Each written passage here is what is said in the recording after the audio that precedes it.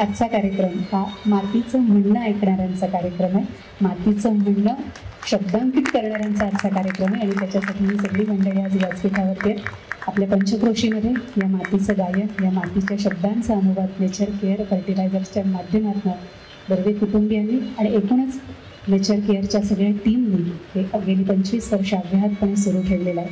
ही मंडळी काम करतात याचा अर्थ ही मातीची अधिक सकस व्हावी, अधिक निकोप व्हावी, अधिक चांगल्या पद्धतीने तिच्यामध्ये काही पेरलं जावं आणि तितक्याच उत्तम पद्धतीने ते उगवलं जावं यासाठी काम करणारी ही मंडळी. आणि हे सगळं कोणासाठी? तर भारत मातेच्या तुमच्या माझ्यासारख्या सामान्य माणसांसाठी. त्यामुळे आजच्या कार्यक्रमात भारत मातेच्या प्रतिमेचं पूजन, त्यांच्या कार्याचा हा सन्मान आणि अर्थात त्यांच्या पुढच्या वाटचालीसाठी त्यांना नेचर केअर फर्टिलायझर्सच्या वतीने आणि उपस्थित सगळ्यांच्या वतीने हार्दिक शुभेच्छा.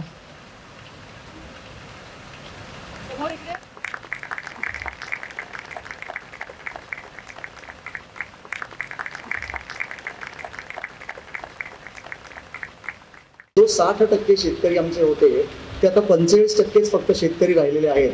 आणि आजचा डेटा असा सांगतो की दर महिन्याला 2000 लोक शेती सोडतायत. आणि मग ही जर वाचवायची असेल तर हे जे खरे योद्धे आहेत, हे जे खरे शेतीत ज्यांनी गाडून घेऊन काम केलंय, यांचा उचित सन्मान करणं, त्यांना समाजासमोर आणणं, त्यांना व्यासपीठ मिळवून देणं. आणि म्हणून नेचर केअरने हा उपक्रम गेल्या वर्षी आपण सुरू केला. ही त्याची पार्श्वभूमी. आणि जाता मला एकच विनंती करायची आहे सर, ते शेवटी आपण सहज जातो, डॉमिनोज पिझ्झामध्ये असेल ते बिल देतो, पण तिथे आपण भाव करत नाही. पण सहज बाजारात गेलं की मात्र आपण शेतकऱ्याकडे भाव करतो. आजच्या दिवशी शेतकऱ्याकडे भाव करणार नाही असा एक विचार जरी आपण इथनं घेऊन गेलो तरी त्या शेतकऱ्याला बरंच काही मिळेल असं त्या निमित्ताने मला वाटतं. शहरामध्ये बसून इंस्टाग्रामवरती खूप जण स्टोरी आणि बऱ्याच गोष्टी पोस्ट करत असतात किंवा शेतकऱ्यांना काय तुम्ही कशाला हे वापरता, कुठली तुम्ही काय कीटकनाशकं वापरताय, तुम्ही लोकांच्या जीवाशी खेळता, हे सुद्धा बोलणारा एक खूप मोठा वर्ग आहे. पण त्यांना जोपर्यंत मी कायम म्हणते की तुम्ही या जिथे जवळचं शेत असेल ना तिकडे जाऊन तुम्ही पहिल्यांदा काम करा. 3 सलग दिवस तुम्ही काम करून दाखवा आणि त्याच्यानंतर जे काही तुम्हाला ज्ञान द्यायचंय त्या ज्ञानाला तुम्ही सुरुवात करा. तुम्हाला बोलण्याची सुद्धा शुद्ध राहणार नाही इतके तुम्ही ऑलरेडी दमलेले असाल. ह्या सगळ्या गोष्टींची जाणीव आहे म्हणून तुम्ही करताय त्या कामाचं खूप जास्त महत्त्व आणि कौतुक आहे. आणि त्यासाठी मानावे तितके आभार कमी पडतील. कारण आज मी जी उभी आहे किंवा भविष्यात आणखीन 25 वर्षांनंतर मी माझ्या गुडघ्यांवरती नीट उभी राहू शकणार आहे का, मी उभी राहू शकणार आहे का कुठल्या तरी हॉस्पिटलमध्ये असणार आहे, ह्या सगळ्या गोष्टी ठरणार आहेत ते शेतकरी काय पिकवतोय, कसा पिकवतोय ह्यावरती.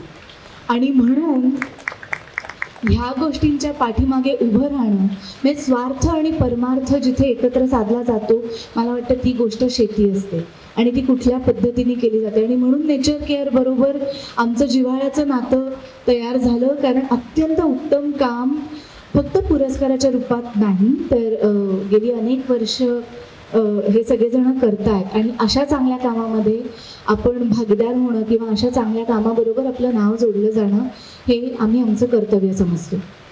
जे खातो ते चांगलं आहे की नाही, डॉक्टर नंतर. तो 2 गोष्टीत खूप मोठा फरक आहे, हेल्थ आणि वेलनेस. हेल्थ म्हणजे फक्त तब्येत. वेलनेसचा जो कॉन्सेप्ट आहे, जो आता वर्ल्ड हेल्थ ऑर्गनायझेशननी पण मान्य केलेला आहे, WHO ने, त्या वेलनेसचा जो कॉन्सेप्ट आहे ना, तो औषधाशी निर्मित नाही आहे, तो मातीशी निगडीत आहे.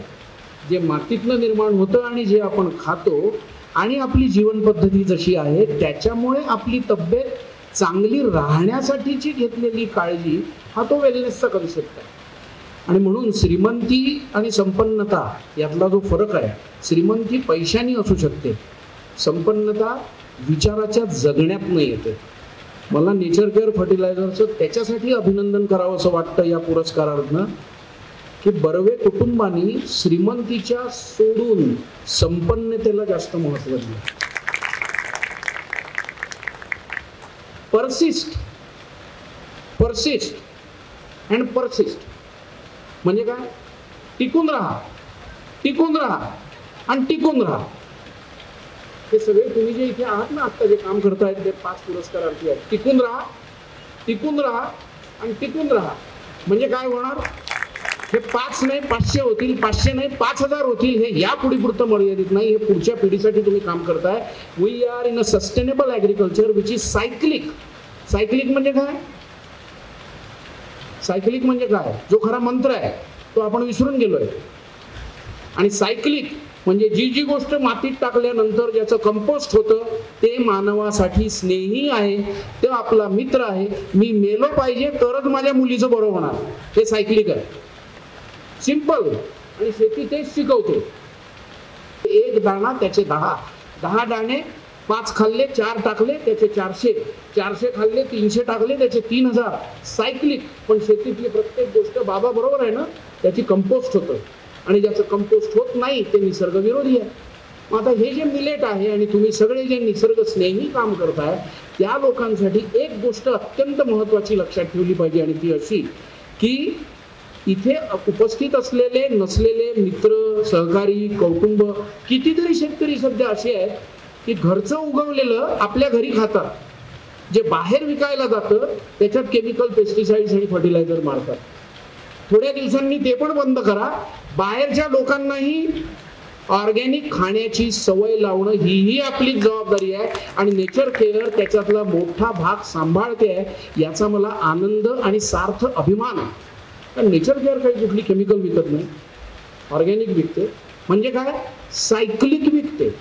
ज्याची माती होणार आहे ते देणं हे निसर्ग स्नेही आहे.